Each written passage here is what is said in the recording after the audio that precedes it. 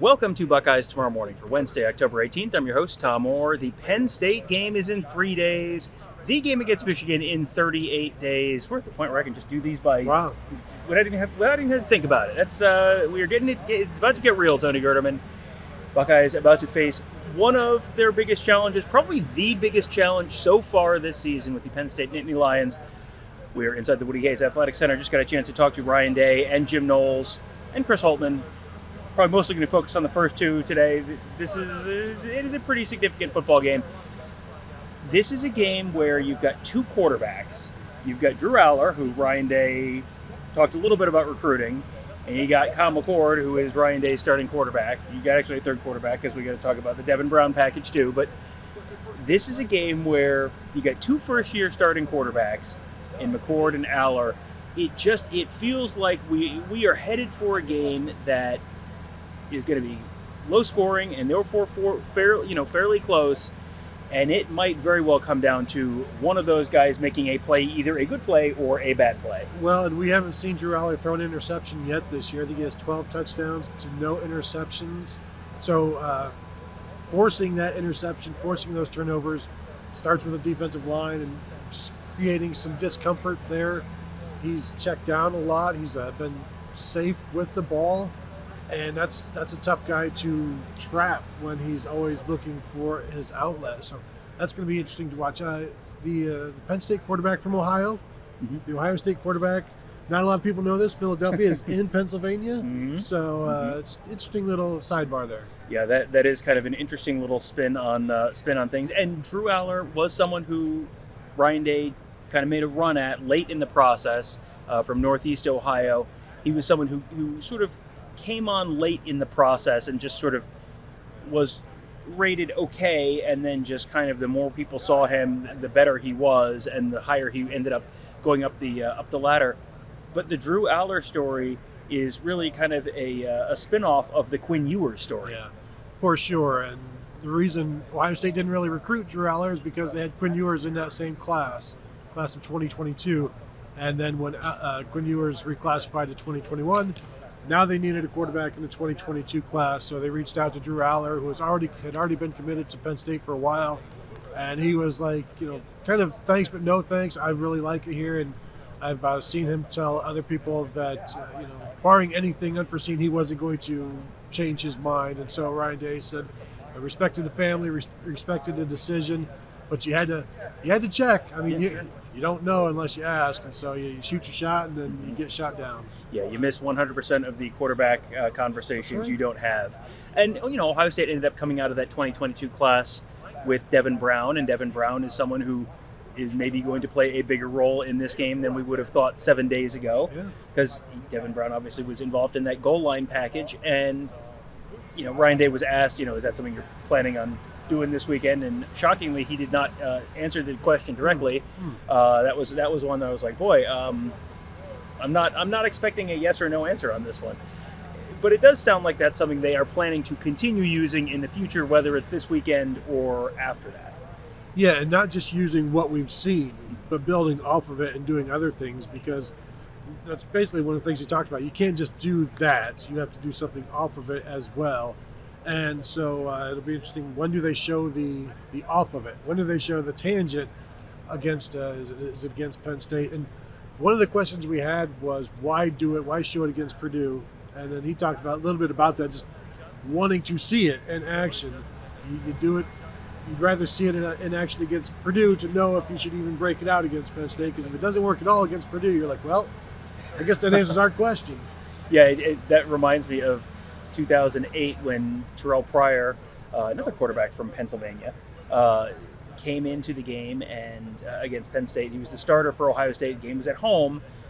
This was a primetime game, probably about the same time of the year.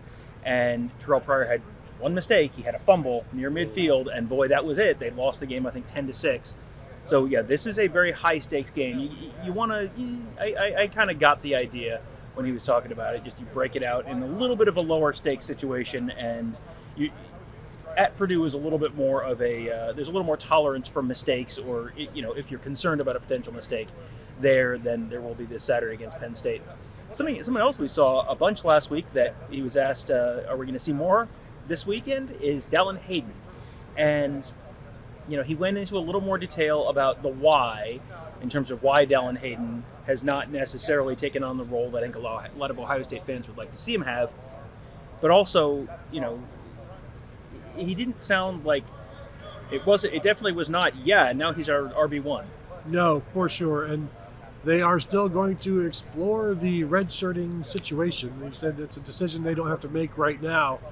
They might have to make it in a couple of weeks, so that'll be something to watch. But it's not been ball control. It's not been fumbling the ball in practice that has kept him off the field. Sounds more like some pass protection issues going on, even though I don't know that Ryan Day specifically said that, but you have to read between the lines, listen between the words, hear the notes that the coach doesn't say. Well, and you can also you can find on the huddle board at BuckeyeHuddle.com.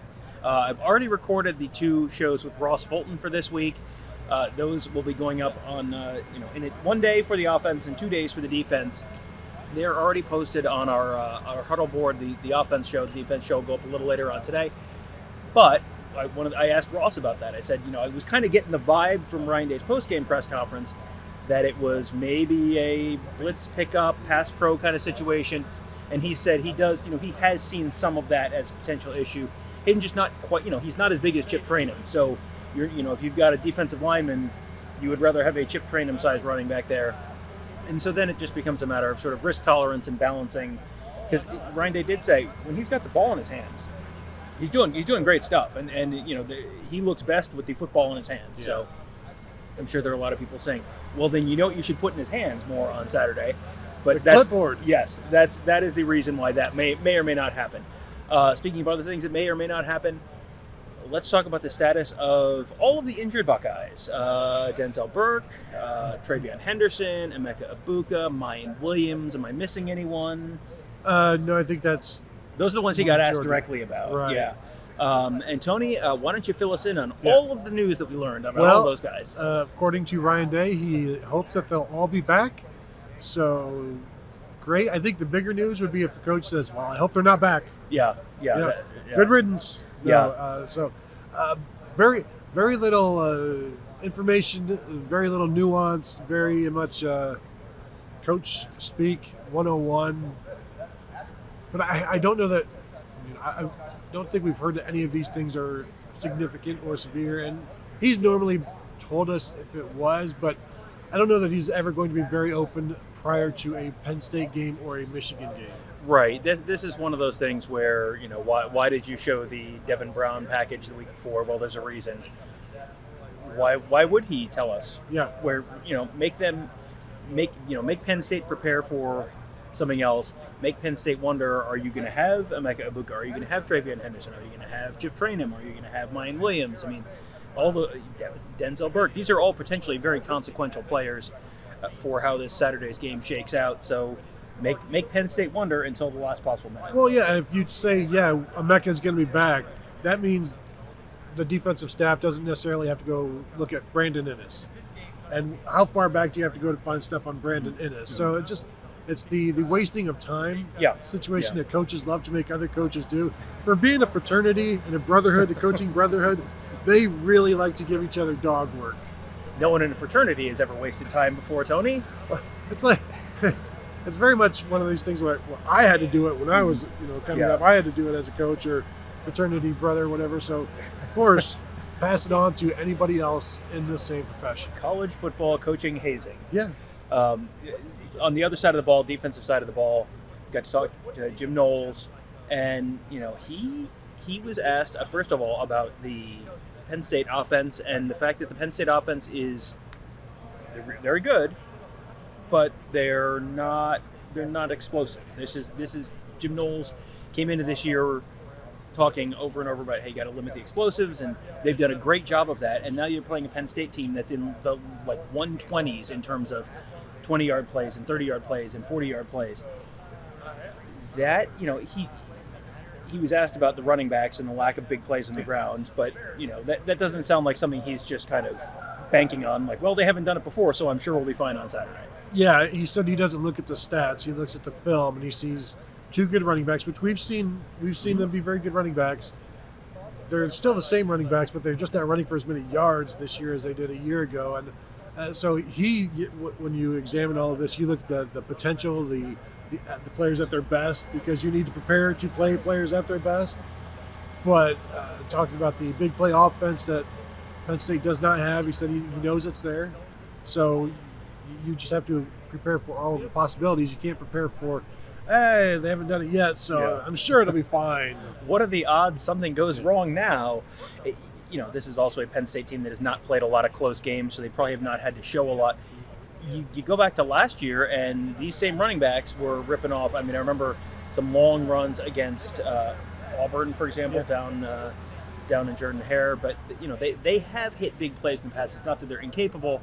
It just hasn't really happened this year, and that's a little bit weird because this is one of the better, if not the best, Penn State offensive line we've seen out of this team over the past decade or so. For years, that was the thing you just sort of pointed to and went, well, yeah, the skill talent's fine, but with that line, they're never going anywhere, and that has largely borne itself out. This year, they have a legit NFL tackle, and they've got but they've also had some injuries. So, what is Jim Knowles expecting in terms of the Penn State offensive line? Well, he said it's right up there with Notre Dame's offensive line, and we know that was the defensive line took a beating and gave a beating, but it was a physical game. This will be the same. You just prepare for them to be at their best and try to create situations which puts them at their worst. Some conflicts in there, and the way the defensive line is playing right now, I think the expectations are high there for Jim Knowles.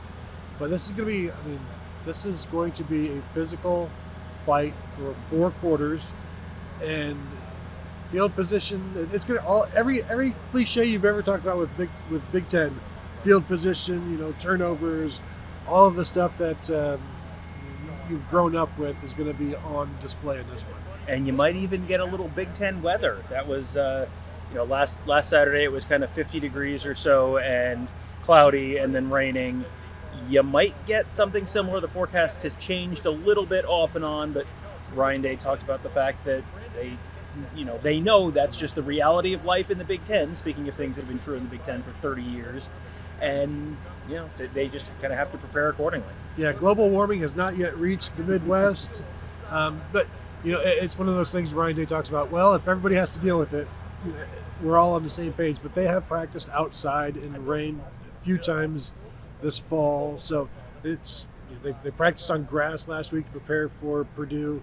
So they'll try to match the environment to the climate that they'll find. And you don't have to work too hard or bring in sprinklers to practice in rain in October in Columbus. So they'll be prepared for whatever they face, and they've shown that they can throw the ball in the rain pretty well, so I don't think that concerns them too much. It's always going to be the wind versus the rain that is the bigger factor. Yeah, it's not snowing sideways. Yeah. It's not incredibly windy, so it should be not necessarily an ideal day. We'll see how the forecast shakes out. It's always exactly right 3 days out, so I'm sure we can plan everything around what it says right now. But yeah, it should be, regardless of the weather, it should be a very, very, I'm expecting a close, very entertaining, not necessarily high scoring, but very, very dramatic football game on Saturday. We will be there. We will have full coverage in the lead up to the game. We'll be back on Wednesday with player interviews as we talk to the Buckeyes about their expectations going into that game.